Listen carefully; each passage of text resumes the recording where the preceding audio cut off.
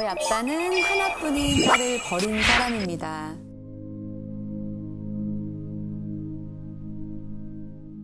굶주림과 학대로 얼룩진 지옥 같은 어린 시절을 겪게 한 아빠를 저는 평생 용서할 수 없을 것 같습니다.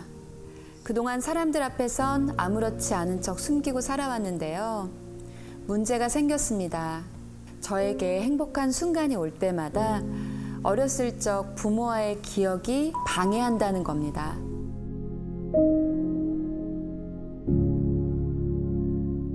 지금도 사랑하는 사람과 결혼식을 앞두고 있는데요. 그날마저 불행해질까 봐 두렵고 사람들에게 손가락질 받을까 봐 망설여집니다. 이젠 아빠를 용서해야 할까요? 아빠를 용서하면 행복해질 수 있을까요?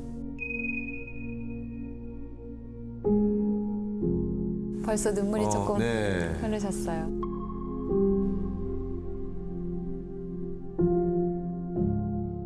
먼저 이게 사실 마음속에 저기 깊은 곳에 그쵸. 있는 이야기이실 텐데 먼저 이렇게 무거운 고민을 솔직하게 털어놔 주셔서 너무 감사드리고 결혼을 곧 앞두고 계신가 보네요. 언제 예정?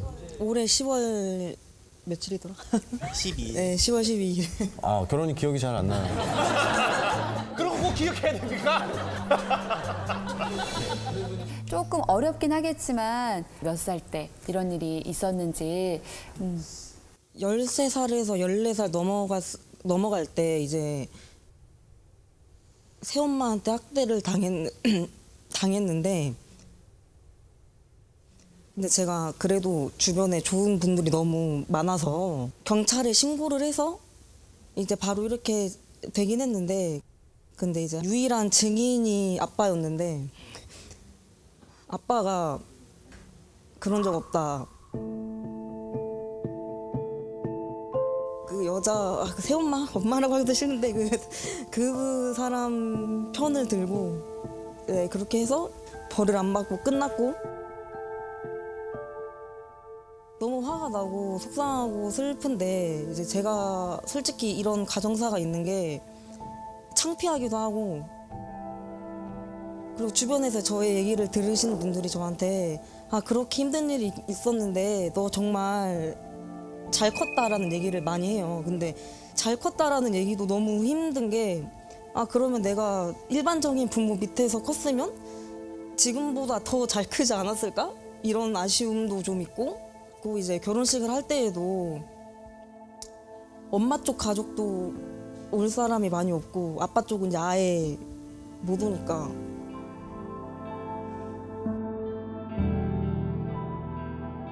솔직히 좀 창피한 게 컸었어요. 사람들이 혹시라도 쟤 그러면 부모가 그러니까 쟤도 약간 이상한 사람 아니야? 막 이렇게 생각할까 봐?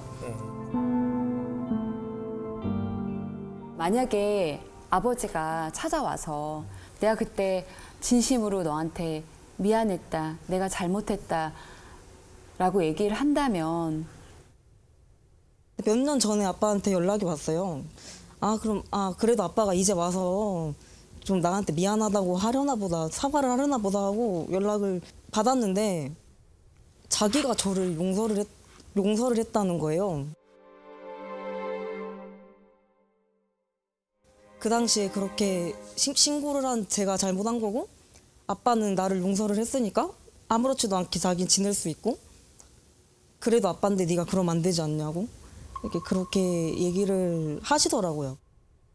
상상을 해본 적은 있어요. 아빠가 이렇게 진심으로 사과를 하고 내가 아빠를 용서를 하면 편해질까? 이렇게 생각을 한 적이 있긴 한데 아빠가 이제 와서 사과를 한다고 한들 내가 힘든 게 해소가 될까 이 생각이 들면서 결국 그냥 문제는 나인 것 같다라는 생각까지도 들더라고요. 아, 그건 아닌 것 같아요.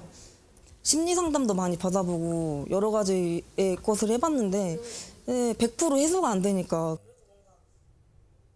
저는 우리 그 예비신랑분한테도 좀 궁금하기는 합니다. 여자친구분의 이 이야기를 듣고 좀 어떤 생각이 좀 드셨는지.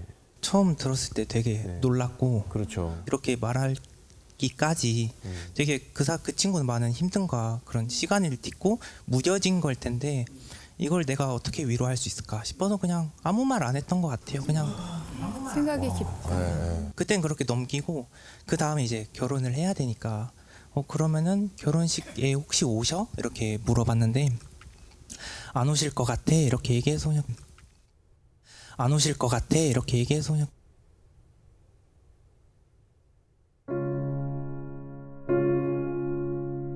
그렇게 말은 안 했지만 혼자서 생각이 되게 많았던 것 같아요. 어떻게 말을 해줘야 될까? 뭐 이런 것도 하고 저희 부모님한테는 또 어떻게 말을 꺼내야 될까? 그치.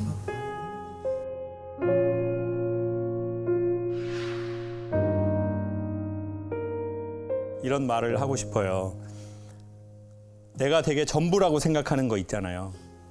그게 나의 상처일 수도 있고 나의 비밀일 수도 있고 그 상처가 우리의 전부 같은 때가 있거든요. 이 얘기하면 사람들도 나를 다르게 볼 것 같고 남자친구도 나를 다르게 생각할 수 있고 내 결혼에도 문제가 생길 것 같고 그러면 우리는 그걸 지키고 싶어하는 방어 기제가 생기거든요. 그래서 또 그걸 지키기 위해 싸워요. 노력하고. 그러면 남들이 그냥 하나 생각할 때 여기서 3, 4개 생각하고 있을 거 아니에요.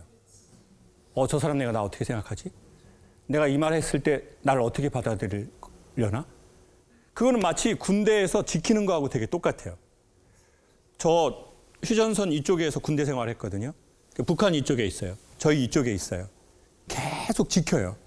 24시간. 근데 이제 북한 쪽으로 안 들고 남한 쪽으로 이렇게 지켜요. 왜냐면 북한은 잘 안 오고 순찰자는 자꾸 오거든요. 그리고 지금 병장은 자고 있거든요. 그래서 난 병장을 지켜야 돼.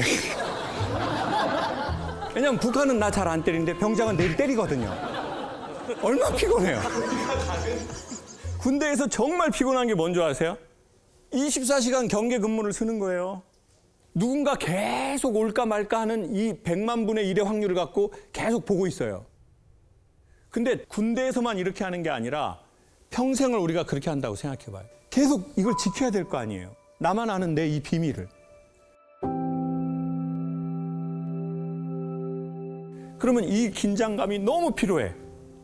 그러면 나중에 지쳐. 남편도 힘이 넉넉할 때 받아주지. 그럼 또 아내가 착하면 아유 이 사람이 무슨 죄야.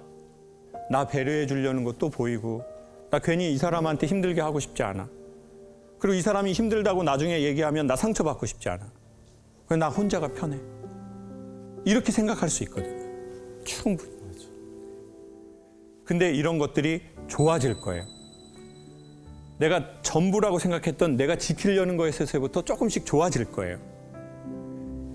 DMZ가 자연이 제일 잘 보존된 곳이거든요. 근데 남자분들 아실 거예요. 전방에서 근무한 사람들. 그때 자연이 보였던 놈은 아무도 없어요. 네, 맞습니다. 근데 지금은 다 그런 데 살고 싶어 한다고요. 자연인 되려고. 지금 생각해보면 진짜 그런 풍경이 없었어요. 너무 좋잖아요. 네. 막 노루 뛰어다니고 막 새들 날아다니고. 학을 봤다니까, 학을. 근데 그때는 그게 안 보이잖아요. 그때는 계속 지켜야 되니까 막고 지키고 눈치 보고 경계 근무 서고. 그러니 자연이 아니에요. 근데 마음에 그게 사라지면 이제 보이기 시작할 거예요. 그럼 거기에 지나가는 노루도 보이고 동물도 보이고 예쁜 꽃도 보일 거예요. 그렇지만 지금 아버지와의 관계를 막 정리하려고 안 했으면 좋겠다. 오히려 지금은 내 인생에 찾아온 너무 좋은 선물이잖아요. 아까 말하는데 진짜 깊은 사람이더라고요. 그 남자분 지금 표정에서도 전 그게 느껴지거든요.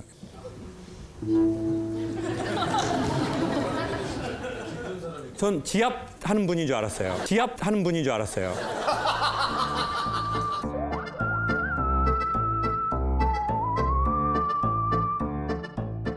혈점 찾는 줄 알았어, 계속. 근데 거기에 얼굴에서 다 느껴지는 거예요. 내가 어떤 말을 하는 것도 엄청 조심스럽고. 그러니까 계속 보면서 이렇게 이게 언어거든요. 입에서 나오는 것만이 말이 아니라. 그러면서 계속 말하고 있는 거예요. 이 좋은 에너지를 계속 받고 언젠가 내가 기회가 되면 내 마음에 힘이 생기면 반은 나 그거 덜어줘야지. 그렇게 해서 우리가 마음이 점점 좋아질 때 우리가 전에 전부라고 생각했던 것이 뭐 그거 이제 툭 하고 말할 수 있어. 그런 날이 올 거고 오기를 바라고. 그리고 또 오늘 여기도 잘 왔다. 이렇게 해서 와서 용기 있게 얘기하니까 새로운 세상이 자꾸 들어가요. 그거를 결혼 전에 이렇게 배우자 될 분하고 같이 왔다는 건 거듭 축하할 일이라고 생각해요.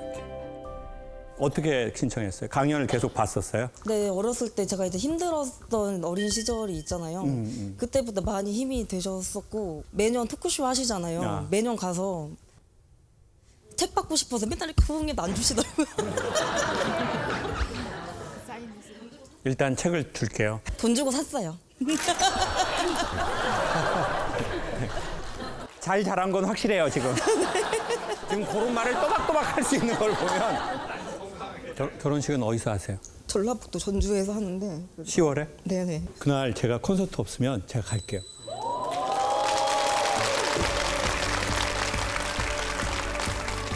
제가 꼭 제작진이 주시는 돈을 들고 제가 가도록 할게요. 국장님 잘 부탁드리겠습니다. 네. 오신다고 하시면 날짜를 바꿀 수 있어요. 아, 오신다고 하면 날짜를 아예 바꾸겠다고 합니다.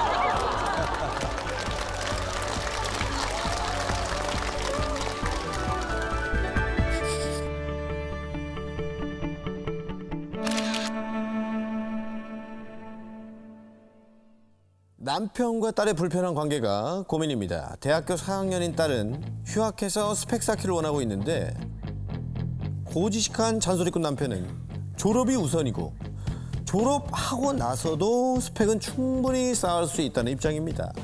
아빠랑 딸의 서로 창과 방패인 남편과 딸에게 좋은 해결책이 있을까요? 일단 뭐 다른 분들은 뭐 이제 두 분씩 앉아 계셔가지고 괜찮은데 유독 저 테이블만 저 의자만 진짜 대체 왜 이렇게 답답하지 했는데 아 저분들 때문이었습니다. 좋은 해결책이 있을까요?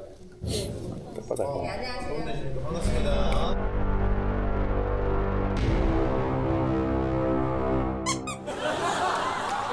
반갑습니다. 반갑습니다.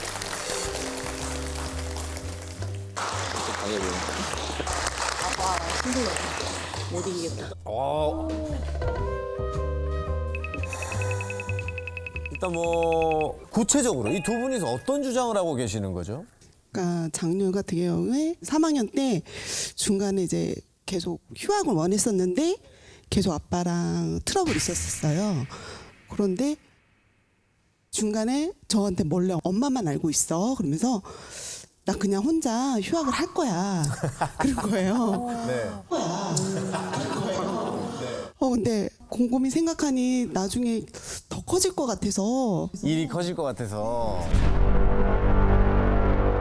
네, 그래서 중간에 딸의 입장에서 이제 또 살짝 말을 했어요. 네. 그랬더니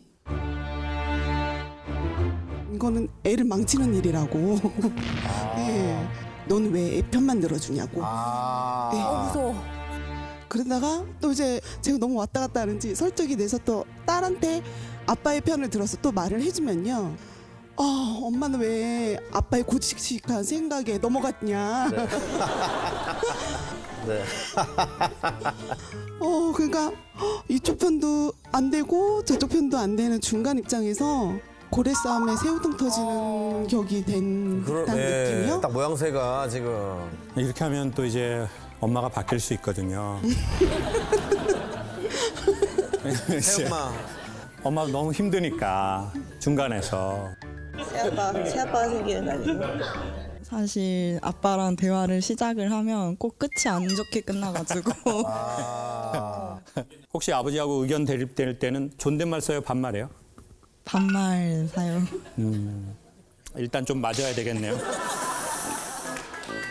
아빠한테 반말 짓거리 찍찍하고 반말하다 보면 아빠는 왜 이렇게 고지식해? 말이 안 통해 진짜. 이렇게 말한 적 있어요? 오늘 아침에 차에서 오면서도 그 얘기했어요. 와우. 저희 딸이라면 빠따 들어갑니다. 제가 대학교를 특성화 고등학교를 나와가지고 들어갔어요. 근데 인문계 애들은 다들 공부를 열심히 해가지고 수능도 등급이 되게 높고 이것저것 스펙 쌓은 것도 많고 경험 되게 많은데 저는 했던 게 어떤 한 분야만 한 했군요. 분야만 그 한 운을 팠다 보니까 하나만 할 줄 아는 애가 되어버렸더라고요.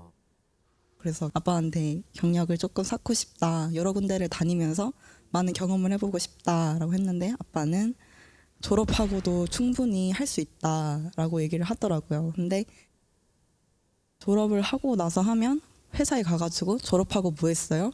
이랬을 때 이런 거 했습니다. 하면 그러면 1, 2년 동안 놀았네요가 될 수도 있지 않을까 싶어가지고. 그래서 그랬구나. 솔직히 이해는 좀 정말요? 꼰대라는 얘기 들을 수도 있는데요. 초년생이 겪어야 될 일이라고 저는 좀 생각을 하고 있다 보니까 휴학을 해서 그걸 만들어서 간다고 해도 크게 인정을 해줄까라는 우려도 되고 사회생활 하면서 그걸 다시 입학을 재입학을 해가지고 졸업한다는 건 또 힘든 게 있죠. 또 쉽지가 않으니까 그 기간 내에 열심히 해서 잘 졸업해가지고 무난히 했으면 좋겠다라는 생각을 했는데 뭐 말만 하면 이제 고지식하다 그런 거지. 따님이 고집이 세죠? 예. 누굴 닮았어요? 누굴 닮았어요? 예? 제가 보기에는 어머니 닮진 않은 것 같은데. 여러분 보시기에는 따님의 이런 성향이나 기질이 엄마 닮은 것 같아요? 아빠 닮은 것 같아요? 저는 안 닮았다 생각하는데 안 닮은 것 같은데. 고집 있으시 고집 있으시. 서로 두 사람만 인정. 내가 아빠 닮았다고? 내가 고지식한 아빠 닮았다고? 서로 부인하고 있고. 따님은 이러고 아버님도 계속 안 닮았다고 그러고. 저는 여기에 대해서 이렇게 말씀드리고 싶습니다. 저는 공고를 나왔습니다. 근데 음악을 하고 싶은 겁니다. 전혀 상관없는. 그래서 대학을 2번 떨어지고 이제 국립대학에 들어갔습니다. 21살에. 흔히 말하는 뭐 명문대학. 뭐 이름 들으면 다 알만한 대학. 해병대. 불멸의 대학교죠. 여러분 서울대학교 표 뭔지 아세요? 모르죠? 네. 저희 대학 표는 다 알아요. 해병대가 뭐 잡죠? 귀신 잡. 서울대가 뭐 잡는지는 아무도 몰라요. 그래가지고 이제 제대하고 음악을 했는데 음악으로 꽃이 안 펴지더라고요. 강의를 했잖아요. 강의가 잘 되더라고요. 코로나가 왔네요. 강의가 2년째 안 들어오는 거예요. 그때 제주도에 있으면서 단호박을 팔았어요. 애월의 미니 단호박이라고. 다이어트에 좋다고 그러는데 실제는 다이어트가 안 돼요. 왜요? 아줌마들이 여러 개 먹어요. 맛있으니까. 그러다가 강연했네요. 다시 코로나 끝나서. 그래서 뭔가 좀 될 것 같다 이랬는데 알츠하이머 이슈가 터졌네요. 그러니까 제 생각은요. 따님이 어떤 전공을 하든 지금 우리가 뭘 하겠다? 이거는 우리의 경험상 계속 바뀌고 또 바뀌고 또 바뀌는 것 같아요. 참 인간의 삶이 자기가 계획한 대로만 되지는 않더라고요. 아무리 노력하고 애쓰고 기도를 많이 한다고 해도. 맞아.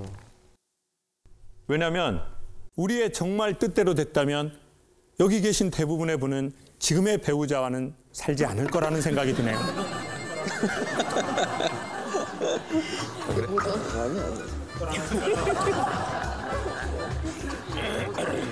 그렇지만 우리가 예상 못하게 지금 사람과 만났지만 우리는 또한 예상 못한 좋은 세계로 갈 수도 있다고 생각해요. 맞습니다.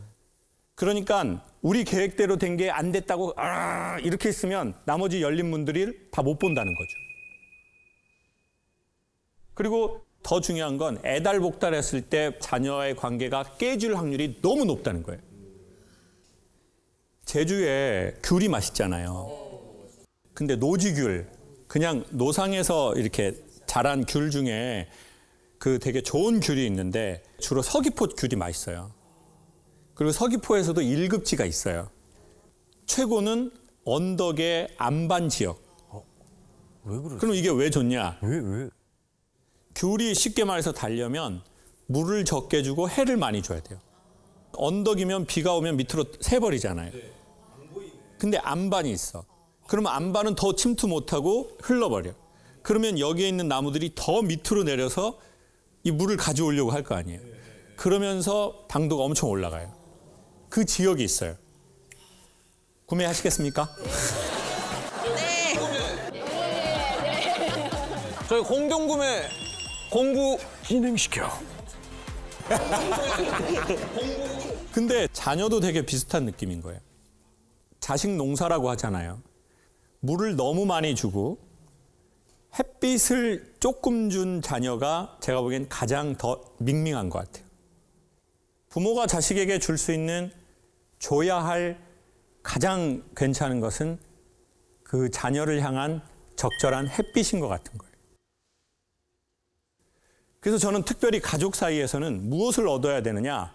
컨설팅이 아니고 좋은 매뉴얼대로 가라는 그 지시가 아니라 입장 차이가 나면 아이한테 추를 주는 거라는 거죠. 근데 아빠의 의견은 분명히 제시해요. 아빠가 생각해 보기엔 이래. 근데 우리 딸의 의지가 그렇게 됐잖아. 딸아, 글로 가야 돼. 아빠 힘이 닿는 대로 그걸 지원할게. 근데 이게 부모가 되면 잘 안 돼요. 엄마가 이런 말 하는 사람 별로 없잖아요. 엄마는 뜻이 이런데 너의 뜻을 지원할게. 와, 한 번도 태어나서 그 조합의 단어도 들어본 적 없습니다. 들어보지. 근데 우리는 내 딸아, 인생은 요렇게 가야 돼. 지금 너 그 생각 엄마가 살아보니까 그건 아니야. 내가 하는 말인데? 아, 지금 딸한테. 엄마가 모르겠어? 애기들한테. 엄마 가수로 시작해서 지금 방송활동 유튜브 하면서 엄마 공중전, 산전, 추전 다 겪어봤어.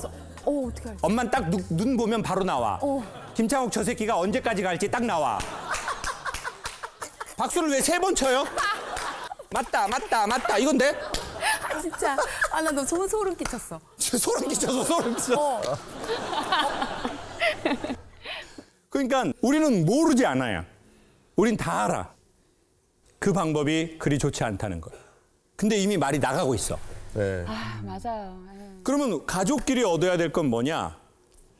가족끼리는 지지할게. 자, 지지하고 지원은 다릅니다. 지원은 휴학을 할 수 있는 경제적인 거를 해주는 거예요. 휴학 기간 동안 너 학원도 다니고 유학도 가보고 너 세상을 경험해봐. 아버지가 최소한의 서포트 할게. 이건 지원. 지지는 마음으로.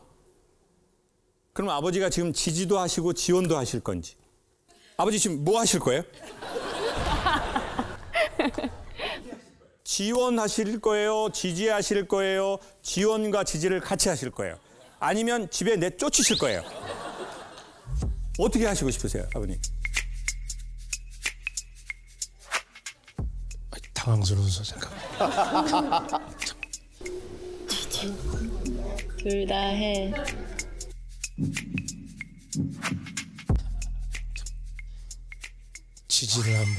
지지를 한번. 야, 드디어. 역시 선생님. 절대 안 꺾이신 줄 알았어. 네, 저도요. 왜냐하면 자식이 부모에게 가장 받고 싶은 건 전 지원이라고 생각하지 않아요. 지지를 받아야 된다고 생각해요. 지원은 오히려 너무 많이 해주면 자식한테 독이에요. 아이가 자기의 심장으로 피를 펌핑해야 되잖아요. 근데 부모가 너무 좋은 기계로 펌핑해줘 버려. 그러면 이 아이의 심장이 약해질 거 아니에요. 맞아. 맞아. 나 돈 있어. 여러분 돈 있는데 자식을 막 지원 많이 해주면 진짜 됩니까? 안 됩니다. 그 돈 나 조금만 줘요. 좋은 데 쓰려고. 귀여워. 그리고 제가 따님한테 전 추천하고 싶은 게 있는데 아버지하고 의견을 부딪힐 때 논리로 해서 설득을 시키거나 이기려고 하는 것은 지혜롭지 못하다. 오히려 아빠한테 부탁하는 형식의 말이 훨씬 더 좋을 것 같다. 아빠 말 다 이해하고 동의하는데 내가 지금 너무 마음이 준비가 안 돼서 밖에 나가면 확 무너질 것 같아서 아빠 나한테 1년만 좀 기회를 줄 수 있어? 그걸 카톡으로라도. 왜냐면 그 얼굴 이렇게 보고 얘기하는 건 여배우 아닌 이상 힘들거든요. 어려워요, 한국 사람. 그렇지만 그 감정을 아빠가 느끼게 해야 아빠는 스산하지 않은 것 같아요. 맞아. 걱정도 되고 또 내가 완벽하게 서포트를 못하는 거에 대한 미안함이 아버지들 마음엔 있거든요.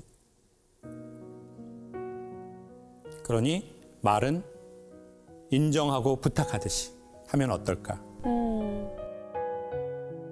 딸한테 한마디 하시죠. 너무 이제 어렸을 때 너무 잘 커졌어요. 크게 문제 없이 잘 커졌다가 이제 대학교를 가면서 이제 벗어 던지고 자기를 이제 표현하기 시작했는데 그게 너무 이제 어색해가지고 제가 못 받아들였던 것 같아요. 그래서 조금 미안한 것도 있고 제가 또 너무 또 막 한 것도 있고 해서 그런 의미인데 오늘 와서 좀 들어본 것도 있고 해서 바꿔보도록 노력하겠습니다. 네, 감사합니다.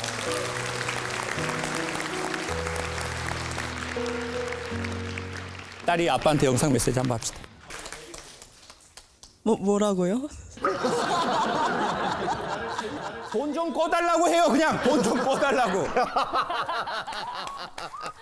아빠 지지해줘서 고맙고 좀 덜 싸우자. 아빠도 나이 먹었고 나도 나이 먹었으니까. 빠뜨라고 와. 뿌이.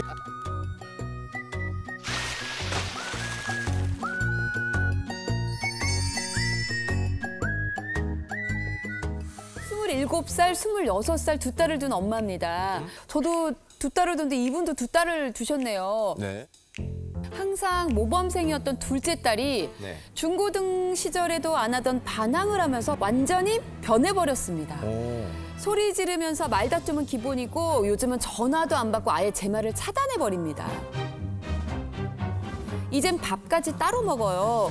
뒤늦게 사춘기가 온 걸까요? 예전처럼 좋았던 모녀 사이로 돌아갈 수는 없을까요? 해주셨어요.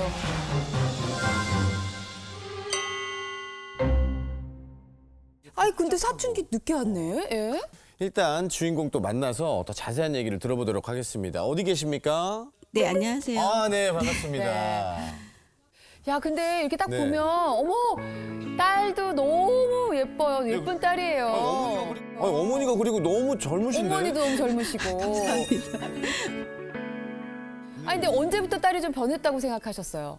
언니가 있어요. 그러니까 한 살 네네. 위에 언니가 있는데 그때 이제 저희 큰 딸이 좀 많이 이제 그 사춘기를 좀 많이 발산을 했어요. 저한테 이제 학교에서나 뭐 밖에서는 너무 모범생인데 이제 저한테만 이제 그걸 발산을 하는 거예요. 그래서 어떡해. 제가 이제 많이 힘들고 이제 좀 그럴 때 이제 동생인 저희 작은 딸이 중고등학교 때 너무 착하게 이제 저를 위로도 해주고 또 뭐 엄마 어디 가자 뭐 핫플레스 어디 가볼까 뭐 이렇게 다니기도 하고 그러니까 친구처럼 같이 많이 다녀주기도 했거든요. 그래서 너무 든든하다. 네.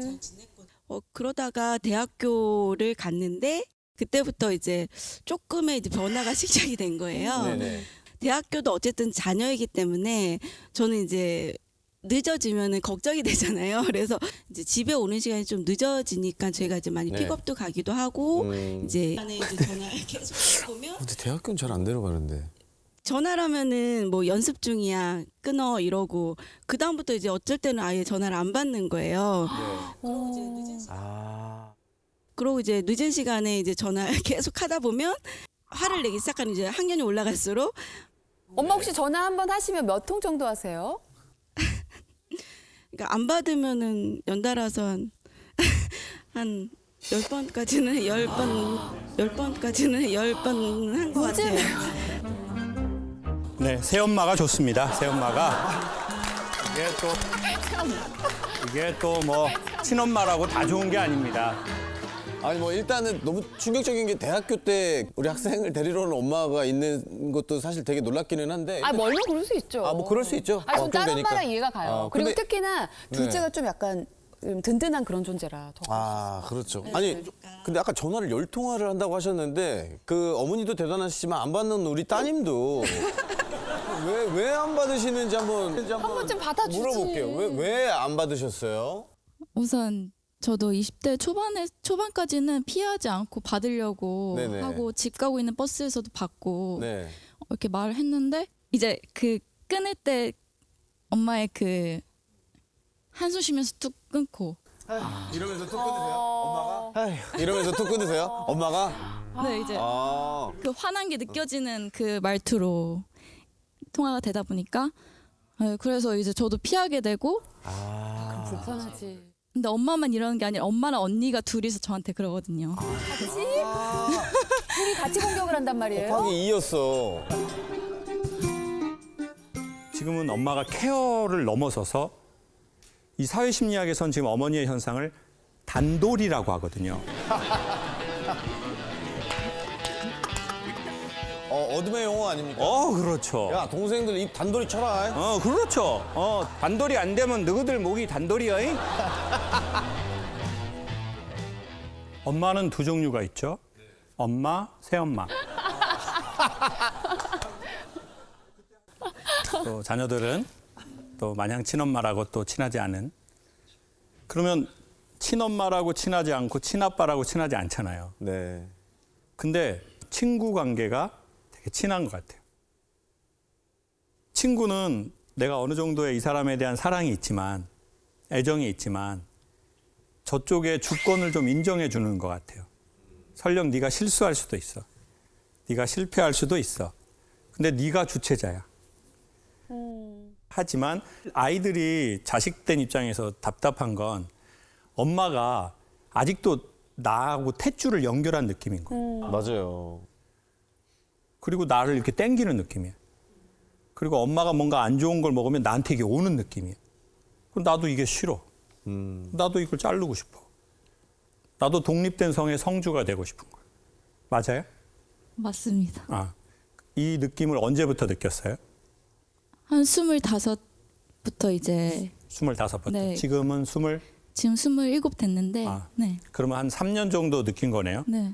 근데 25살에 어느 날 그걸 느낀 게 아니라 우리는 그 전부터 그 니즈가 이렇게 쌓였을 거예요. 그리고 그게 아마 10대였을지도 몰라. 더 이전이었을지도 몰라. 근데 내가 착하고 눈치를 딱 보니까 언니가 저러는데 나까지 이러면 엄마 쓰러지겠는데? 나도 그거 감안하고 내 거는 확 누르고 오히려 엄마를 많이 챙겼을 것 같아요.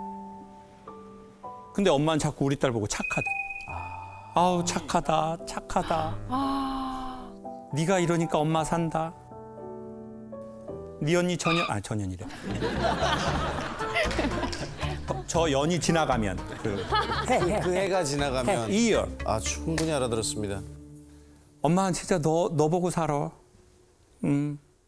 네가 엄마 남편이야. 엄마 딸이고. 엄마 너무 고마워. 그럼 이제 속으로 나도 좋긴 한데 너무 부담 100배야. 나도 엇나갈 것 같고 나도 불편하고 나도 짜증나는데 나까지 이러면 엄마 진짜 쓰러지니까. 맞아. 엄마가 이러니까 내가 이걸 해야지. 그러니까 이제 보통 그런 아이들이 착하니까 막 참는다고요. 그러다가 인계점에 도달하면 갑자기 예고 없이 이게 빵 나간다고. 맞아. 그러니까 아마 섬세한 딸이 어렸을 적부터 오래오래 누적되었던 것들이 아마 지금 이제 이게 균열이 되면서 나오는 것 같아요. 여기서 엄마가 더 오면 딸은 더 뒤로 갈 거라고 생각해요. 뭐라고 하면서 최악의 경우. 그리고 나중에는 딸이 기분이 나쁘고 성격이 못돼지잖아요. 그러면 어떻게 하면 엄마가 고통을 받을지를 찾아내요. 그럼 엄마가 고통받을 말과 행동을 해요. 그리고 나이 먹고 후회하겠지만. 근데 엄마는 너무 속상하겠죠. 왜냐하면 어렸을 적에 그렇게 말 잘 듣고 엄마 도와줬던 딸을 다 기억할 테니까. 맞아. 엄마의 마음도 이해가 되고 따님의 마음도 이해가 되는 것 같습니다.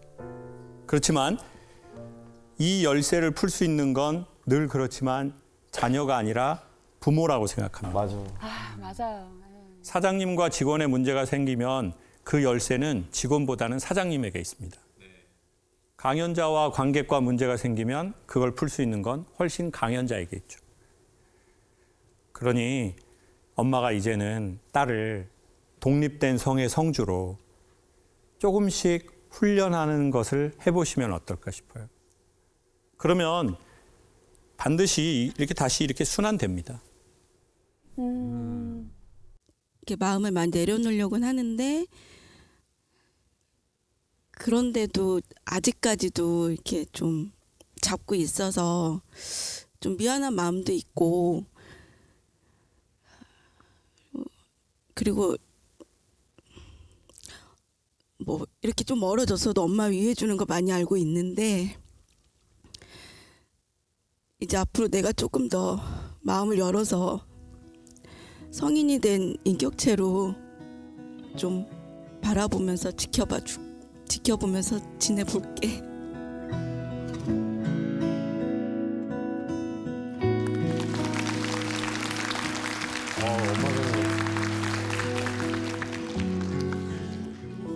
또 지혜 씨도 또 저도 딸이 있는데 쉽지 않은 마음이에요. 왜냐하면 이게 진짜 이 순간이 모든 순간이 저 딸을 키우는 모든 순간이 정말 추억이고 사랑이고 나의 전부인데 이제 어느 순간 저도 이제 놔야 된다는 생각을 하는데 요즘에도 가끔 이렇게 막 말대꾸하고 그러면 제가 내가 너를 이렇게 했는데 이게 벌써 저는 막 벌써 슬퍼요. 아직 근데 학교 안 들어. 슬퍼요. 아직 근데 학교 안 들어갔잖아요. 5살인데 그 유명한 문구 나왔는데 내가 너를 이렇게 키웠는데 네가 엄마한테 다른 사람은 그래도 너는 나한테 이렇게 하면 안 돼? 근데 그게 나오더라고요. 네, 그게 아니라고 저한테 딱 그런데 제가 5살 아기가 그런데도 막 혼자 눈물이 나와가지고 그랬는데 아마 26년, 27년 키우시면서 그 얼마나 최선을 다해서 모든 걸 쏟아 부으면서 키우셨겠어요. 근데 어쨌든 이제 놓아줄 때니까 저도 저 스스로 좀 생각을 했습니다. 우리 엄마 너무 고생하셨어요. 박수 한번 드릴게요. 감사합니다.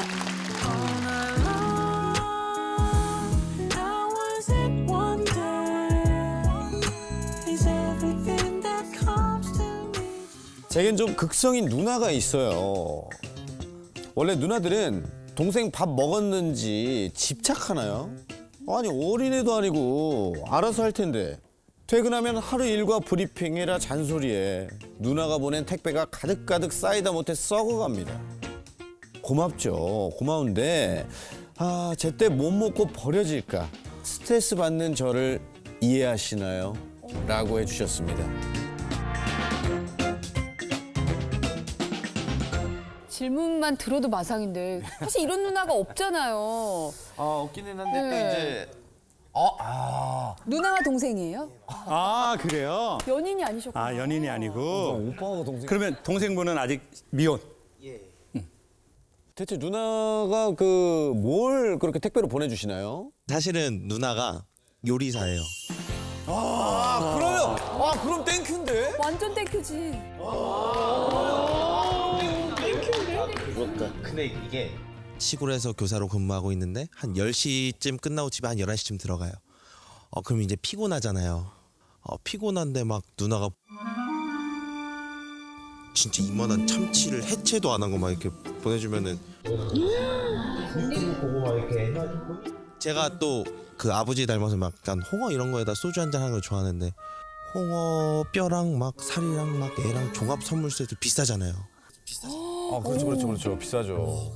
여기는 회가 오고 여기는 애가 오고 여기는 막 뼈가 있고 매운탕 야채가 있고 막 그걸 이제 뜯으면 지금 냉장고는 또 현재 풀입니까? 그럼? 예, 좀 막 그래서 그러면 보통 냉동실에 넣어놓는데 누나도 이제 비싼 돈 주고 산 거 이런 거는 야 동생아 좀 인증샷을 좀 갑자기 비즈니스적으로 바뀌었는데 이게 뭐죠? 누나가 좀 포인트 같은 걸 받으려면은 인증샷을 올려야 된다 이런 식으로 하면은 또 그 11시에 막 썰어야 되잖아요. 11시에 막 썰어야 되잖아요. 그래서 참치를 그때 해체한 날 또 열심히 해체를 해갖고 먹었는데 손질을 잘못해서 배탈이 난 거예요. 아이고. 피 있는 걸 보이고 뭐네. 원래 어렸을 때부터 저 엄청 진짜 챙겨주고 동생 기운 없으니까 먹어라 하는 거는 아는데 먹지도 못하고 숨이 턱 막히는 거예요. 근데 이렇게 스트레스 받고 이런 상황들을 혹시 알고 계셨어요? 누나는 혹시? 알죠. 아니까 인증샷을 보내라고 했겠죠? 네. 느낌적으로 딱 직감이 와요. 얘 안 먹고 그냥 냉장고에 처박았을 것 같은데. 근데 좀 이건 먹었으면 좋겠는데 싶은 것들을 이제 인증샷을 요구를 하죠. 아, 그 인증샷은 누나가 자랑하려고 하는 게 아니라 동생이 먹었는지 안 먹었는지 확인하려고 하는 거네요. 이제 동생 집에 기습 방문을 했어요. 아, 위험하다. 하지 마. 기습 방문을 해서 냉장고를 딱 열었는데 그대로 말씀드린 그대로 포장 그대로 얼음이 껴서 이렇게 상해가고 있는 거를 발견했을 때가 네, 그쵸. 제가 직접 버렸어요. 어떡해. 근데 동생분의 지금 체형을 살짝 봤는데 그만 드셔도 근데 들어봐야겠네요. 근데 마음이 그래도 뭔지는 알죠. 너무 네. 이해가 가요. 근데 보통 누나들이 이렇게 막 해주지 않죠, 그렇죠? 절대 네, 보통은 안 그러죠. 절대 안 그래요. 저희 누나는 저보고 누나 형 없다고 생각하고 살아라. 그런데 지금 누나가 이제 막 과할 정도로 그렇게 하는 이유가 있죠. 그건 뭐예요? 젊으세요. 엄마 아버지랑 저랑 23살 차이 나요. 네, 그래서 좀 어려서 고생을 많이 하셨는데 엄마 아버지가 그래서 제가 조금 혼자서 뭐 외할아버지 댁에 간 적도 있고 뭐 그렇대요. 근데 전 기억이 안 나요. 일단은 뭐 저는 기억이 안 나는데 그런 게 좀 미안했나 봐요. 어려서부터. 그러면 그때 누나는 그때 조금 나이가 있었어요? 초등학생 뭐? 동생이랑 2살 정도 차이가 나는데 제가 어렸을 때 사실 많이 아팠었어요. 병원 생활을 좀 하다 보니까 갑자기 눈물 날 것 같아요.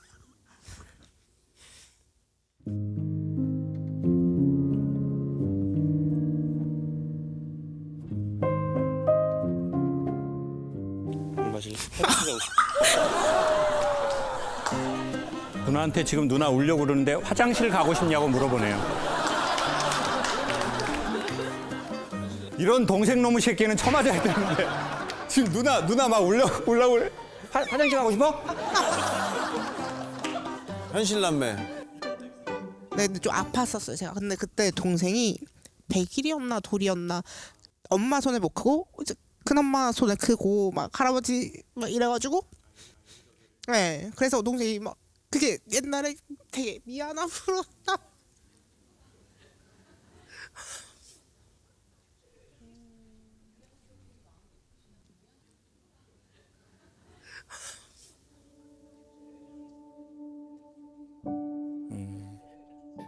근데 되게 마음이 예쁘시다. 그 미안함을 계속 갖고 계셨구나. 근데 이제 어떻게 보면 엄마 아빠가 의도했건 의도하지 않으셨건 그분들의 의지와 상관없이 우리가 식구가 많지도 않은데 내 동생을 여기저기 이렇게 살 수밖에 없는 그 상황이 사실은 너무 특수한 상황이잖아요. 그때 이제 누나는 어린 나이에도 그걸 다 생각한 것 같고 그게 각인이 된 것 같아요. 그리고 여러분 사람이 시간이 지나면 보통 희미해지거든요. 모든 게. 근데 시간이 지나면서 선명해지는 것들이 있습니다. 시간이 지났는데 더 선명한 거예요. 그때 동생의 그 모습이. 그때 나의 그 감정이. 그리고 이제 누나가 경제적으로 더 여유가 있어질수록 더 생각이 나. 왜? 그때 그 어린 동생을 내가 구원할 수 없잖아요. 내가 그 동생 보내고 싶지 않았을 거려. 근데 나 이제 내가 셰프도 하고 나 요리 이런 거 너무 잘 알고 내가 제일 잘할 수 있는 거야. 그러면 내가 좋은 거 정말 싸게 사는 거 나 너무 잘 알아. 근데 이제 나중에 그럼 더 문제가 되면 언제냐? 결혼하면. 동생의 와이프가 있는데 이거 자기야 이건 아니지 않아? 언제까지 대방어를 먹어야 돼? 아 진짜 나는 시어머니가 이런 집은 봤어도 나는 시누이가 이런 집은 난 진짜 처음이야. 자기야 너무 부담스러워 진짜. 진짜 이건 아니야 자기야. 그러면서 이제 또 이제 우리 누나가 좀 어렸을 적에 우리가 좀 그렇게 해서 그렇게 된 거야. 자기가 좀 이해해 줘. 인증샷 빨리 보내. 그렇게 해서 저는 지금은 웃어 넘길 수 있지만 결혼하면 문제화가 조금 되지 않을까. 그리고 어떻게 보면 진짜 누나가 도와주고 싶었던 건 그 어릴 적에 내 동생을 도울 수 없는 나 자신이었던 것 같아요. 사실은 동생은 모르잖아요. 너무 어려서 몰라. 근데 그때 누나는 한두 살 터울이어도 애정이 있고 성품이 그러니까 그걸 다 자기의 뼈에 새긴 것 같아요. 그래서 그 본인 자신을 조금만 도와주자. 그러면 오히려 동생과의 관계도 더 좋아지지 않겠냐. 그때 어렸을 때 본인한테 한마디 해주세요. 괜찮아. 괜찮아.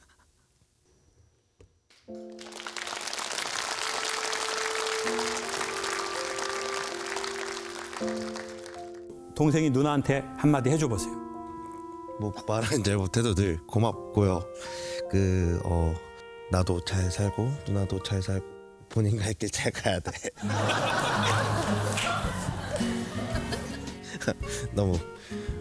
너무 걱정 많이 하지 말고.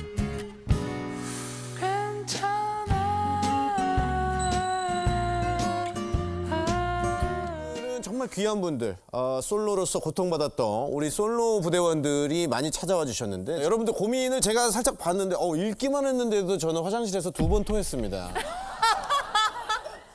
자, 일단 첫 번째 부대원부터 만나보도록 하겠습니다. 정신없이 살다 보니 40살 미혼인 골드미스가 되었네요. 그런데 지금의 저는 불쌍하고 걱정거리는 딸로 전락해버린 것 같아요. 요즘엔 엄마한테 무슨 말만 해도 결혼부터 해라며 차라리 한 번 갔다 온 딸이 낫겠다라는 말까지 듣습니다. 결혼 주는 엄마, 이해는 가지. 결혼 압박감을 주는 엄마, 이해는 가지만 사실 전 결혼이 두렵습니다.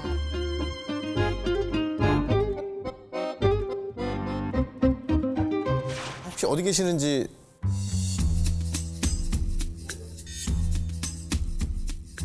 네. 안녕하세요. 네, 반갑습니다. 반갑습니다.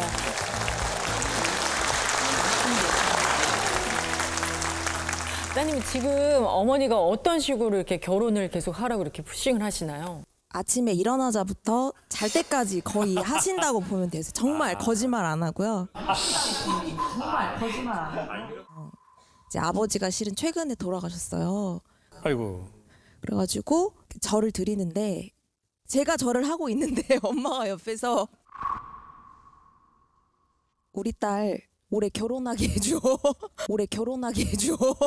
피처링을 하신 거예요? 네, 그렇죠. 이제 플러스로 아유 우리 딸 진짜 본인 죽기 전에는 꼭 보겠다고 했는데 결국 죽었네 못 보고. 그렇게 얘기하시고. 그러고서 장례식장 이제 어머니가 조문 오시는 분들이 남자인데 좀 총각 같다 하면은 거기 위주로 가세요. 음식도 뭔가 그쪽으로만 계속 가는 것 같고. 그러면서 혹시 결혼하셨어요? 물어보고 그러다가 저를 부르시더라고요. 그러면서 소개를 하시더라고요.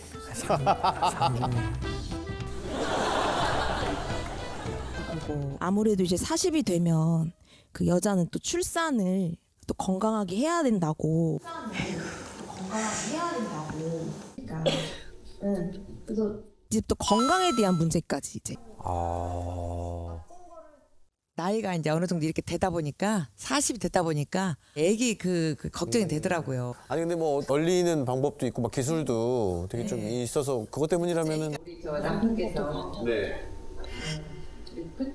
근데 첫째 애기가 늦고 하니까 또 그런 것도 있고 어차피 또 사람으로 태어나 한 번 있는 인생 사람들이 할 수 있는 모든 건 좀 다 해보고 가는 게 인생의 그 참 맛이 아니냐고 제가 그랬어요. 예, 그러니까 후회를 해도 좋고 안 해도 좋고 갔다 와도 좋다. 한번 그걸 느껴는 게 인생 아니냐 제가 이제 그랬었죠. 그걸 느껴는 게 인생 아니냐 제가. 그동안 이야기가 오고 갔던 그 짝꿍은 없었습니까? 남성분이. 결혼이요? 네. 있었어요. 아빠가 아프니까 더 빨리 결혼을 해라고 엄마는 하셨는데. 서두르셨겠구나. 네, 근데 제가 아빠가 아픈 와중에 그 사람을 만나서 결혼을 한다는 게 뭔가 아직은 이게 내 짐이 있는 것 같은데. 네, 그래서 어떻게 보면 마지막 찬스였던 분도 떠나보내고. 근데 다행히도 최근에도 좋은 분을 만났어요. 아니, 만났었어요. 만났었어요? 네, 만났었었는데 최근에 만나신 분들은 오래 못 만나게 되더라고요. 실은 삶에 너무 만족을 해요. 왜냐면은 진짜 30대 후반까지도 실은 조금 치열하게 살아가지고 지금처럼 마음이 편한 적은 없었어요. 네. 근데 거기에 결혼이라는 게 약간은 다시 시작해야 되는 거 아닌가? 이 치열한 삶이? 그런 생각이 좀 부정적인 게 먼저 앞서면 안 되는데 실은 그래요. 삶이? 그런 생각 아닌가? 이 치열한 삶이? 좀 앞서면 안 되는데. 근데 이제 아빠를 보내고 만약의 경우 엄마가 그렇게 가시게 되면은 불효한 자식이 될 것 같다는 그 두려움이 이제 더 커요. 그래서 결혼을 하기로 마음을 먹었는데 지금 너무 행복하다는 거 엄마가 조금 저를 이해해 주셨으면 좋겠거든요. 아니야 너 행복한 척 하는 거야 약간 그러세요. 결혼을 하면 어떻게 친구들 엄마랑 언성 높이고 싸우진 않으세요? 엄청 싸워. 악바구니로 엄마처럼 살고 싶지 않다고. 그런 싸가지 없는 말을 하셨어요? 예. 근데 엄마도 이제 너도 너 같은 딸 낳아봐라. 너도 너 같은 딸 낳아봐 이년아. 전쟁이에요 전쟁. 근데 이제 지금은 남은 시간을 엄마랑 좀 평화롭게 지내고 싶은데 제가 아무리 말씀드려도 엄마가 안 믿으시고. 예. 그래서 안심을 좀 시켜주셨으면. 지가 할 말을 지가 안 되니까 나를 통해서 하려고 하는 정확한 표현입니다. 아주 그런 셉셉이 같은 느낌이 드네요. 셉셉이. 셉셉이잖아요. 근데 이제 이렇게 하면 너 좋은 소리를 낼 수 없어라고 하는 그 원리들이 있어요. 되게 간단한. 그게 뭐냐면 멋지게 하려는 거. 그러니까 소리를 내면서 자기가 멋지게 소리를 내려고 하는 머리에 상을 가지면 좋은 소리를 못 내요. 그래서 정말 좋은 소리를 내는 원리는 find your voice. 너의 소리를 찾아라. 그러니까 자기 소리여야 돼요. 근데 이제 사람들은 자기 소리로 하려는 게 아니라 처음에는 테너처럼, 바리톤처럼, 성직자처럼. 이런 소리들은 흉내는 내는데 나중에 되게 생명력이 없어요. 그리고 발전이 안 돼. 자, 이 말을 어떻게 하냐면 자, 어머니는 지금 딸한테 이렇게 레슨을, 코칭을 하고 있어요. 야, 엄마가 대단한 걸 바라는 게 아니야. 인간이 태어났으면 인간이 기본적으로 성공은 안 해도 해볼 것들이 있어. 결혼하고 애 낳고 뭘 하고 그런 게 있어. 난 너한테 그걸 해보라는 거야. 심지어 엄마가 그걸 잘하라는 것도 아니잖아. 갔다가 와도 해봐. 거의 종교적 수준으로 엄마는 딸에게 지금 그 상을 말씀하시고 있는 거예요. 일어나서 잘 때까지. 그러면 되게 위험성이 몇 가지가 생겨요. 첫 번째, 딸의 반발심. 두 번째, 조급함. 그럼 이제 엄마가 나이가 더 드시고 엄마가 몸이 더 휘어지고 이러면 딸은 그게 보이거든요. 그러면 엄마가 나한테 이거 하나 바란 건데 아버지도 나 결혼을 못하고 돌아가셨고 난 큰 불효를 짓네. 그럼 이제 조급해져. 그러면 이제 선택에 있어서 오류가 날 확률이 훨씬 올라가요. 그러면 문제는 이혼해서 돌아오는 게 아니라 거기에서 생긴 엄청난 상처와 불편함과 이게 있는데 이게 이제 엄마에 대한 걸로 돌아갈 확률이 엄청 높죠. 나 안 한다고 했잖아. 맞아. 걸로 돌아갈 확률이 엄청 높죠. 그래서 엄마의 마음을 다 이해하지만 딸을 낳으시고 탯줄을 어떻게 하셨습니까? 잘랐어. 끊었잖아요. 근데 지금 엄마는 딸하고 정신적으로 탯줄을 연결해 버리신 것 같아요. 이 사고의 탯줄을. 엄마가 정성스럽게 아이를 갖고 있다가 탯줄을 잘라서 아이를 온전하게 한 것처럼 성인된 아이의 상의 탯줄을 잘라줘야지 이 아이는 이제 자기 폐로 숨을 쉴 거거든요. 자기 입으로 영양 공급을 하고. 안 그러면 착한 아이일수록 부모하고 문제가 생기기 시작합니다. 골마 터지거나 폭발하거나 싱크홀이 생겨서 밑으로 꺼져버리거나. 근데 좋아질 확률이 있죠. 그렇게 해서 엄마가 하라고 해서 했어. 근데 너무 좋은 결혼이에요. 그거는 여성분들이 생각하기에 몇 프로 되실 것 같아요? 1%? 1%. 1%. 네. 0.5. 0.5. 지금 경매입니까? 여기 지금 물건 좋은 거 나왔나요? 있긴 있을 거예요. 네. 근데 탯줄을 잘라서 좋아질 확률보다 탯줄을 연결해서 좋아질 확률이 너무 낮으니 기왕 인생 장사인데 어머니께서 딸에 대해서 바라는 상을 철거해 주시면 어떠냐는 거예요. 근데 이거는 오히려 더 효과적인 장사예요. 왜? 아주 자연스럽게 괜찮은 만남으로 이어질 확률이 높고 그 상대로 살지 않고 다른 삶이 펼쳐져도 딸의 삶은 꽤 괜찮게 간다는 거예요. 어머니 힘드실 겁니다. 왜냐하면 탯줄을 내 아이 40에 자른다는 게 그리고 그게 나쁜 걸 주는 게 아니라 내 몸에 모든 걸 다 주는 거잖아요. 숨도 쉬고 영양분도 공급하고 그 어머니의 마음 충분히 알고 이해하고 그렇기 때문에 딸도 그걸 자기가 못 자르는 걸 거예요. 엄마의 모든 인생을 나한테 주는 거니. 네, 맞아요. 네. 따님 부를 때 뭐라고 부르세요? 어?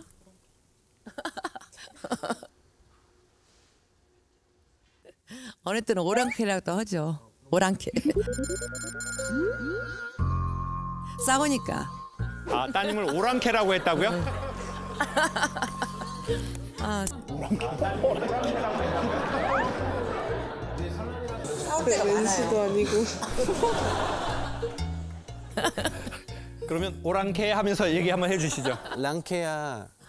사랑하는 오랑캐.